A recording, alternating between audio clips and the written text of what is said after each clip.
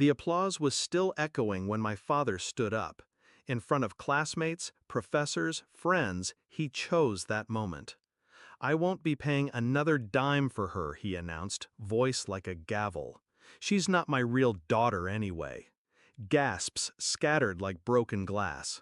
My stomach hollowed, but my face didn't crack. I smiled, stood, and walked to the podium.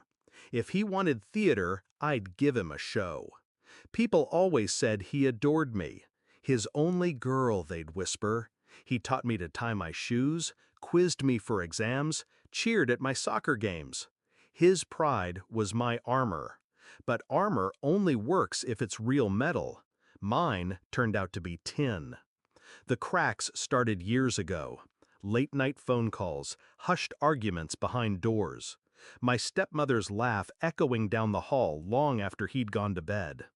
Then, the day I borrowed his laptop for an assignment. A folder, poorly hidden. Emails, pictures, messages. Not about me, about a boy.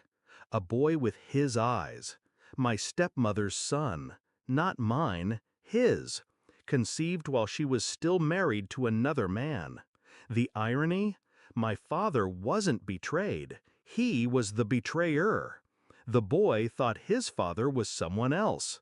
But DNA doesn't lie, and neither would I. Not forever. I didn't confront him then. No tears, no begging for truth.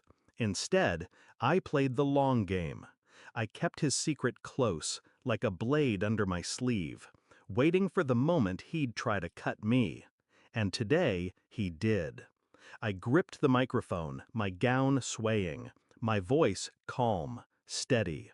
Since we're sharing DNA secrets, I pulled an envelope from my bag, thick, heavy, the weight of justice. His wife's face drained white. She already knew what I held. Inside, paternity test results. His name, the boy's name, a match, unshakable. Gasps again, sharper this time. The audience leaned forward, hungry. "My father says I'm not his daughter," I said, letting the words cut clean. "But according to science, his real child is the one his wife has been raising with another man's name on the birth certificate."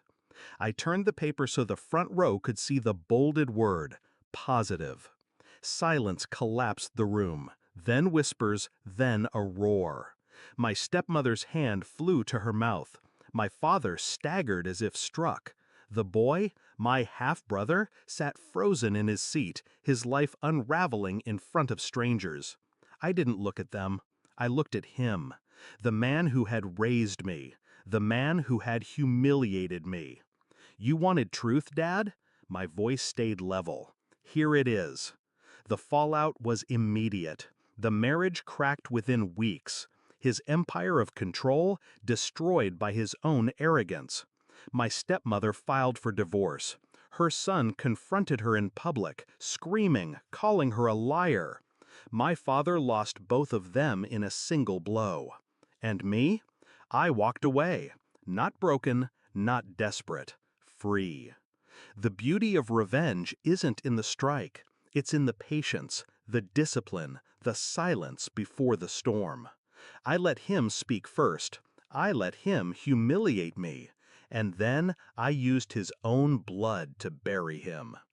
Now when people talk about that day, they don't remember his words. They remember mine. They remember the girl who didn't flinch when her father disowned her. The girl who turned betrayal into theater, humiliation into execution. And every time I picture his face, pale, stunned, destroyed, I don't feel sorrow. I feel justice. Because the truth isn't just freedom. It's a weapon. And in my hands, it was lethal.